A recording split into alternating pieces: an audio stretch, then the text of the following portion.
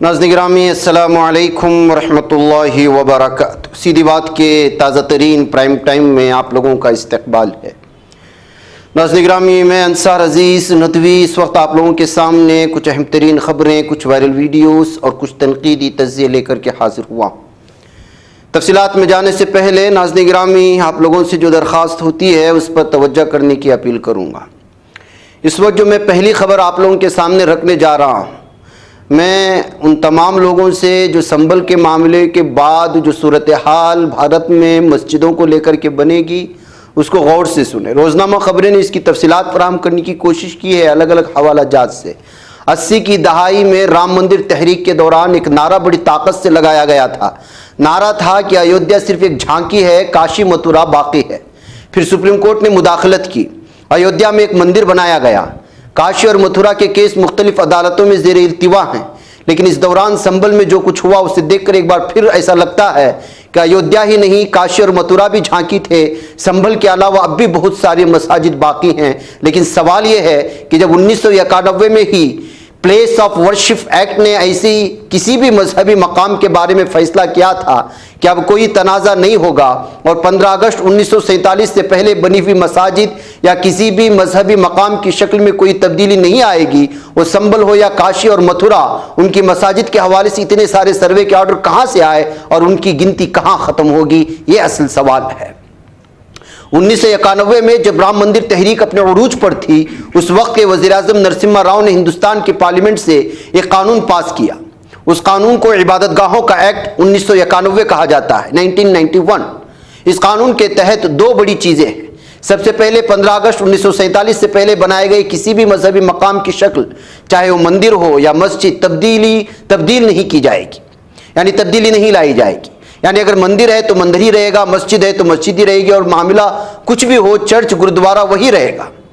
दूसरी सबसे बड़ी बात यह थी कि अगर किसी के पास इस बात का सबूत हो कि मस्जिद के जगह पर पहले कोई मंदिर या कोई और मजहबी मकाम मौजूद था, तो उस सबूत को भी नहीं माना जाएगा और मजहबी मकाम की हैसियत जूं की त्यों रखी जाएगी। ये कानून पूरे मुल्क में लागू है, लेकिन इस कानून को ख़त्म करने का मुतालबा 10 साल से ज़्यादा अरसे से उठ रहा है। ऐसे में इस कानून की कमजोरी का फायदा उठाते हुए सबसे पहले काशी में ज्ञानवापी को लेकर अर्जी दायर की गई जो अदालत में है। फिर मथुरा का मामला भी अदालत में गया और अब संभल को लेकर तनाज़ा है। ऐसे में क्या तनाज़ा सिर्फ संभल तक ही रुकेगा या कई और मसाजिद उसकी जद में आएंगी? इस सवाल का जवाब वकील अश्विनी उपाध्याय के बयान में मिलता है, जिन्होंने इबादतगाह एक्ट पर अदालत में सवालात उठाए, जिसमें उन्होंने दावा किया कि इस मुल्क में कम से कम 900 ऐसी मसाजिद हैं जो मंदिरों को गिराकर बनाई गई। ये तमाम मसाजिद 1192 से 1947 के दरमियान तामीर की गई। इस अर्जी के दौरान अश्विनी उपाध्याय ने यह भी दावा किया था कि इन 900 मंदिरों में से 100 मंदिरों का जिक्र महापुराण में भी मिलता है, जिन्हें गिराकर मस्जिदों में तब्दील कर दिया गया।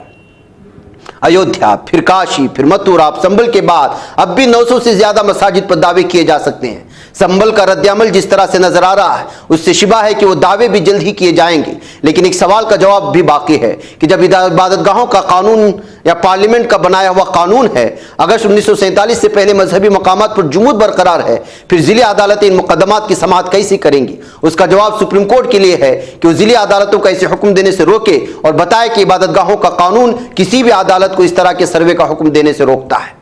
सुप्रीम कोर्ट ने अभी तक ये नहीं बताया कि सितंबर 2022 में जब जस्टिस यूयू ललित मुल्क के चीफ जस्टिस थे, ये मामला भी उनकी बेंच के सामने आया था। उसके बाद उन्होंने इस मामले पर मरकजी हुकूमत से 2 हफ्ते के अंदर जवाब तलब किया था और कहा था कि हुकूमत इस मामले पर हलफनामा दाखिल करे। उसके बाद सिर्फ 2 हफ्ते नहीं बल्कि 2 साल से ज्यादा का अरसा गुजर चुका, अब तक मरकजी हुकूमत ने अपनी तरफ से कोई हलफनामा दाखिल नहीं किया।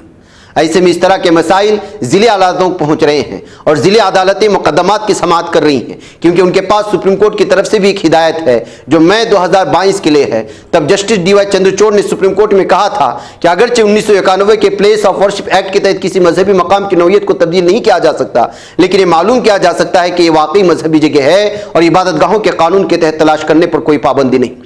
यानी इस पूरे तनाज़े के पीछे सुप्रीम कोर्ट का मई 2022 का हुक्म है जो जस्टिस DY चंद्रचूड़ ने दिया था।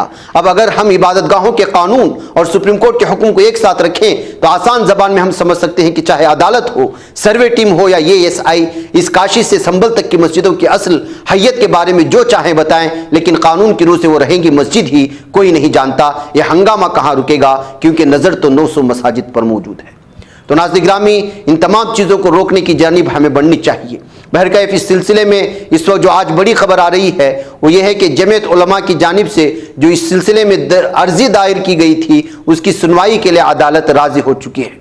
जहाँ नाज़रीन गिरामी, ये खबर जो दरख्वास्त समाअत जमीयत उलमा हिंद मौलाना अरशद मदनी की तरफ से इबादत गाहों के तहफ़्फ़ुज़ के कानून से मुताल्लिक़ दाखिल पिटीशन की समाअत सुप्रीम कोर्ट जल्द करेगी। इसने तारीख भी तय कर दी है। मुल्क के मुख्तलिफ हिस्सों में मसाजिद में मंदिरों के दावों का तनाज़ा बढ़ता जो जा रहा है। हाल ही में अदालती हुक्म के बाद उत्तर प्रदेश के संबल ज़िले में वाक़ शाही जामे मस्जिद का सर्वे किया गया, जिसके बाद जो खूरेस तशद्दुद फैल गया और 6 जानें चली गईं। इन सब के दरमियान सुप्रीम कोर्ट ने अब इबादतगाहों की हिफाजत 1991 में बनाए गए कानून से मुतालिक अर्जी पर समाअत करने का इशारा दे दिया है। यानी अगर इसको मजबूत माना जाए और जो फैसला पहले सुप्रीम कोर्ट के हवाले से जस्टिस चंद्रचूड़ ने दिया है उस पर अगर रोकथाम होती है तो फिर कोई भी भारत में किसी भी मंदिर पर, चर्च पर, गुरुद्वारे पर या मस्जिद पर दावा करना छोड़ देगा। और ये आखिर ये खबर आनी थी और शिद्दत से इसका इंतज़ार था। सुप्रीम कोर्ट ने इसकी सुनवाई के लिए जो इस वक्त जो है हरी झंडी दिखाई है, ये भी जो है बहुत सही है। अब देखना यह है कि इस सिलसिले में किस तरह की सुनवाइयाँ और किस तरह के दावे किए जाते हैं। नाज़रीन गिरामी, G7 ग्रुप ऑफ 7 ममालिक के वज़ारा ख़ारिजा ने इजलास में इसराइल से मुतालबा किया है कि बैनुल अक़वामी क़वानीन के तहत अपने फ़राइज़ की पासदारी करे। वज़रा ने बयान में कहा है कि वो इसराइल और हिज़्बुल्लाह के दरमियान जंगबंदी और अक़वाम मुत्तहिदा की सलामती कौंसिल की करारदाद 1701 के मुकम्मल निफाज की हिमायत करते हैं। ये दो रोज़ा इजलास रोम के जुनूब मशरक़ी इलाक़ों फयूगी और अनागनी में मुनाकिद हुआ।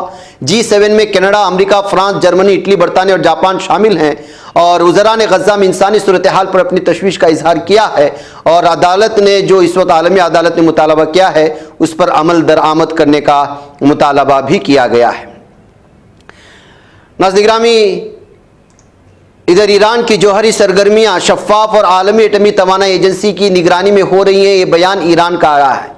नाज़रीन गिरामी, आज मॉर्निंग प्राइम टाइम में इस बात की जानिब मैंने आपके इशारा किया था कि किस तरह से जो लबनान और इसराइल में जंगबंदी हुई है उसकी असल मंशा क्या है, इसके पीछे इसराइल की साजिश क्या है। उसके जालिम बेंजामिन नेतन्याहू ने बयान दिया था इस जंगबंदी की तमाम तफसीलात सामने आने के बाद कि असल में लबनान में जो जंगबंदी हो रही है, हमारा पूरा का पूरा जो है ध्यान वो ईरान पर मरकूज़ करना है और वो जो दिफाई सिस्टम में आगे बढ़ता जा रहा है उसको तबाह बर्बाद करना है और यहाँ पर जो है लोगों की हुकूमत लाना है। यानी हालिया जो हुकूमतें इस वक्त यहाँ अलग अंदाज में चल रही हैं उसको गिरा करके अपनी हुकूमत वहाँ लाना है और उसके लिए ये लोग इस तरह की चालें चलते हैं। इसकी मिसालें हमारे पास मौजूद हैं। वो चाहे आपका इराक हो या दीगर ऐसे ममालिक जहाँ पर जो इसकी कठपुतलियाँ हुकूमत करती हैं। ईरान के जौहरी तवानाई के इदारे के सरबराह मोहम्मद इस्लामी ने कहा है कि उनके मुल्क की जौहरी सरगर्मियाँ शफ़ाफ़ हैं और आलमी एटमी तवानाई एजेंसी की निगरानी में अंजाम पा रही हैं। इस्लामी ने काबीना के इजलास के बाद प्रेस के अरकान के सवालात का जवाब दिया। दरअसल ईरान की जौहरी तवानाई इदारे के बारे में जो सरबराह मोहम्मद इस्लामी, उनको बयान इसलिए लाना पड़ा कि इराक़ को तबाह बर्बाद जो किया गया और लीबिया को जो तबाह बर्बाद किया गया वो इसी तरह का हवाला देते हुए कि यहाँ पर एटमी तवानाई एजेंसी तय हो रही है और ये दुनिया के लिए बहुत ही ख़तरनाक है। दुनिया को ये ख़तरनाक बावर करा करके मुस्लिम ममालिक के अंदर जा कर के ये दहशतगर्द ममालिक जो है तबाही मचाते हैं और इसकी मिसालें हमारे सामने है। यही वजह है कि ईरान ने बयान इस वक्त जारी किया है। उधर नाज़रीन गिरामी, हॉलैंड की पार्लियामान में बैनुल अक़वामी जराइम की अदालत ने इसराइली वज़ीर आज़म बेंजामिन नेतन्याहू और साबिक़ वज़ीर दिफा योगलैंड के खिलाफ जारी गिरफ्तारी वारंट को नाफिज करने की करारदाद मंजूर की गई है। यानी इसका मतलब यह है कि अगर हॉलैंड का अगर वज़ीर आज़म बेंजामिन नेतन्याहू सफ़र करते हैं तो फिर यहाँ पर उनको इन दोनों दहशतगर्दों को गिरफ्तार किया जाएगा। ये उसके वाज़ेह माने सामने आते हैं। नाज़रीन गिरामी, वक्फ तरमीमी बिल को लेकर के जेपीसी मीटिंग में हमेशा जो हंगामा आराइयाँ होती हैं वो तो आप जानते ही हैं।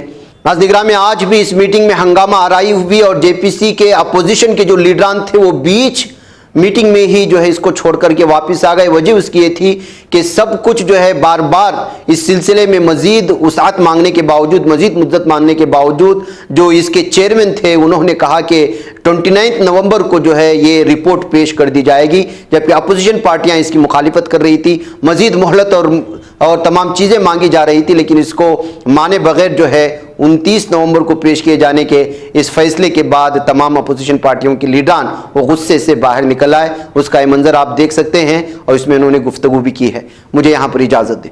वस्सलामु अलैकुम वरहमतुल्लाहि वबरकातुहू। बच पाता है कोई सहाफ़ी की निगाहों से, मिलाता है ये लोगों को मोहब्बत की पनाहों से। करम और दर्द मंदी का है एक संसार सीधी बात, अज़ीमत जुर्अतो हिम्मत का है इज़हार सीधी बात, अज़ीमत जुर्अतो हिम्मत का है इज़हार सीधी बात। ये चैनल हक निगर बनकर कुचल देता है फितनों को।